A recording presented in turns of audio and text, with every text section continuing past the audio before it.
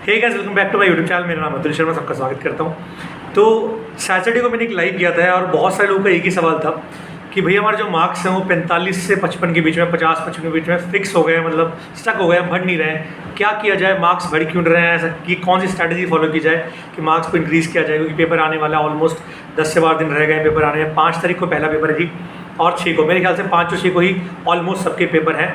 अब बात करते हैं कि क्या फॉलो किया जाए कि आपके मार्क्स बढ़े।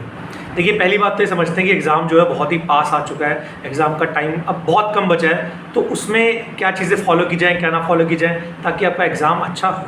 ठीक है, तो समझते हैं कि मार्क्स कम आते क्यों हैं बेसिकली, है ना। पहले तो इस चीज़ को समझते हैं कि मार्क्स कम आ क्यों रहे हैं और कैसे उनको इम्प्रूव किया जा सकता है। देखिए, मार्क्स कम आने का सिर्फ और सिर्फ एक ही कारण होता है, वो होती है स्पीड आपकी। ठीक है, एक्यूरेसी जब खेल खेलती है, जब आपके एक पर्टिकुलर सेट ऑफ क्वेश्चंस हो जाते हैं, जब आप कुछ अटैम्प्ट कर देते हैं, उसके बाद गलत सही का मतलब बनता है।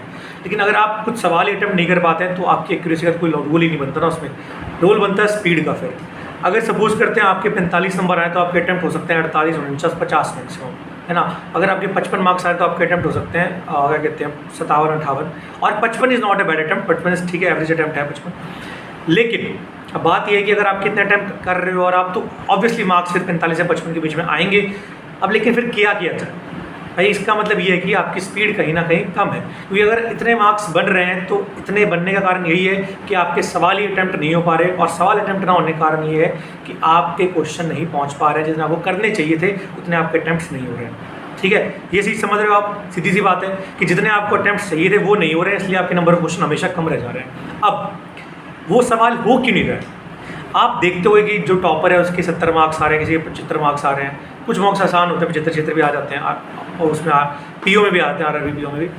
तो बात करते हैं कि उनके कैसे आ रहे हैं। देखिए, हम में और उनमें पढ़ाई में कोई अंतर नहीं है, ठीक है ना, स्ट्रैटेजीज में अंतर हो सकता है, क्योंकि ऑलमोस्ट सारे टीचर एक ही कंसेप्ट फॉलो करते हैं, एक ही तरीके से पढ़ाते हैं और एक ही तरीके से क्वेश्चन सॉल्व करते हैं, अप्रोच करते हैं। तो हम में ऐसी क्या कमी रह गई है कि हम लोग कहीं ना कहीं उनसे पीछे रह जा रहे हैं, है ना। तो इसका मैं कारण बताऊँगा कि हम खुद क्यों, क्योंकि आप देखेंगे कि जब भी आप मॉक करते हैं, पहली बात तो मैं मानता हूँ कि आप में से काफ़ी लोग एनालाइज नहीं करते होंगे।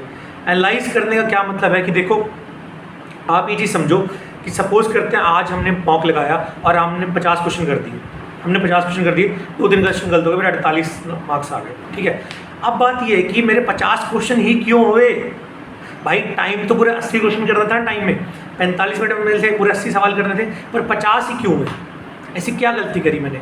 वो कहाँ से पता लगेगा आपको कि गलती क्या करी आपने, वो पता लगेगा आपको आपके मॉक के एनालाइज करने से, है ना।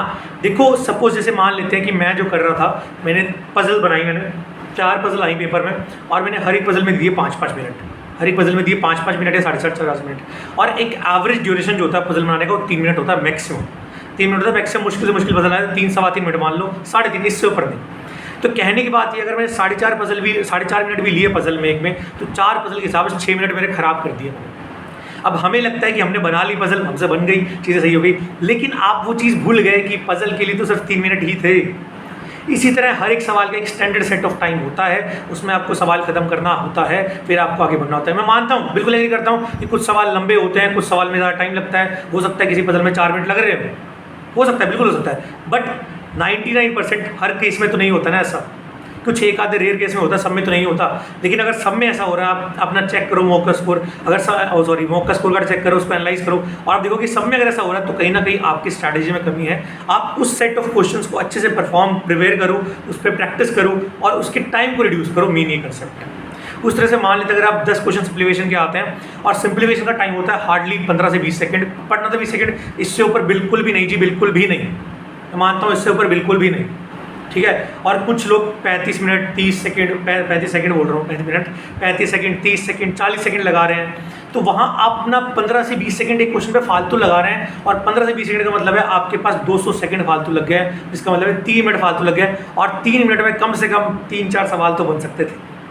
मतलब 3 मिनट तो कम से कम बता रहा हूँ, मैक्सिमम तो 5 या 6 भी बन सकते थे। ठीक है, तो देखो वहाँ कमी हुई। तो कहने का मतलब ये है कि आप ये देखो कि आपके कौन से सेट ऑफ क्वेश्चंस में टाइम ज़्यादा लग रहा है एज कम्पेयर टू, क्या कहते हैं, जो टाइम होना चाहिए था, है ना। और ये बहुत सारे टीचर्स वीडियो डालते भी हैं कि किस क्वेश्चन को कितना टाइम देना चाहिए। एवरेज की बात करते हैं, जैसे मिसलिनियस हो गया, सिलॉक्स हो गया, कई लोग सिलॉक्स में 1 मिनट लगा दे रहे हैं, तो वहाँ पे भी गड़बड़ है भाई, 20, 25, 30 सेकंड मैक्सिमम बता रहा हूँ, मैक्सिमम। तो ये चीज़ समझे कि आप ना एक बार मॉक देखें, उसको एनालाइज करें और समझे कि आपके जो किस क्वेश्चन में ऐसे लग रहा है कि आपको जहाँ पे बहुत ज़्यादा टाइम लग रहा है। ठीक है, अगर आप चाहेंगे तो मैं आपको किसी मॉक का सेट ऑफ टाइम बता दूंगा कि किस क्वेश्चन में कितना टाइम लगना चाहिए, एवरेज की बात कर रहा हूँ मैं। तो अगर आप चाहेंगे तो मैं ऐसा भी अपलोड कर दूंगा वीडियो। बट ऐसा जनरली ये होता है कि जो छोटे छोटे क्वेश्चन होते हैं, सिंप्लीफिकेशन होते हैं, स्लॉक्स होते हैं, इनक्वलिटीज होती हैं, क्वाड्रेटिक होता है, नंबर सीरीज होती है, इनमें 15 से 20-25 सेकंड लगना चाहिए और पजल में 3 मिनट लगना चाहिए। DI में अब लगभग 2.5-3 मिनट में DI खत्म होनी चाहिए पूरी की पूरी। ठीक है, उसी तरह अर्थमेटिक की बात करें तो 30 से 40 सेकंड में एक अर्थमेटिक का सवाल बन जाना चाहिए। जो बहुत मुश्किल है वो 1 मिनट में बन जाना चाहिए। कई लोग अर्थमेटिक में एक सवाल में 2-2 मिनट लगा रहे हैं, वो ही तो टाइम खराब हो रहा है भाई। तो उस अब बात करते हैं, समझ आ गया क्या चीज़ हो रही है। अब देखो, आपको पता लगेगा कि सारा खेल है टाइम का।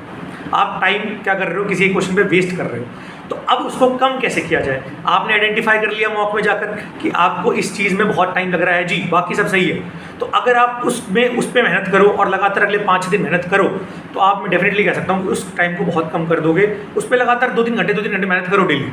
ठीक है, तो अगले आप 3-4 दिन में देखोगे आपका टाइम को कम होने लग जाएगा और आपके स्कोर अपने आप बढ़ने लग जाएगा। तो ऐसे अगर 3-4 चीज़ें आप फाइंड आउट कर लोगे, 3-4 चीज़ें में आपका टाइम ज़्यादा लग रहा है, तो उन 3-4 चीज़ों में मेहनत करते चलो और साथ साथ स्पीड पे काम करते चलो। स्पीड के लिए मैं वीडियो डाली हुई अलग से, उसको देखे जाकर कि स्पीड कैसे बढ़ाएं लास्ट के 10-15 दिन में, और उस पर काम करते रहिए। मैं डेफिनेटली कह सकता हूँ कि आपका स्कोर बढ़ेगा। सिर्फ यही कमी है हमारे बीच में, और कोई भी नहीं है कि हमारा स्कोर अटक गया है या हमारा स्कोर बन नहीं रहा है। ठीक है जी, तो आई होप ये वीडियो मेरे ख्याल से मेरी बहुत अच्छी वीडियो है और शायद आपकी बहुत ज़्यादा हेल्प करेगी। मैंने एक ऐसे चीज़ आइडेंटिफाई करने की कोशिश करी है जो शायद बहुत कम लोग सोचते हैं इस बारे में। तो आई होप आपको वीडियो अच्छी लगे। Thank you so much. सुबह का टाइम है, आपका दिन अच्छा हो, आपका दिन शुभ हो। मिलेंगे जल्दी अगली वीडियो में, जब तक के लिए ऑल द बेस्ट। बाय, तैयारी करते रहिए, बाय।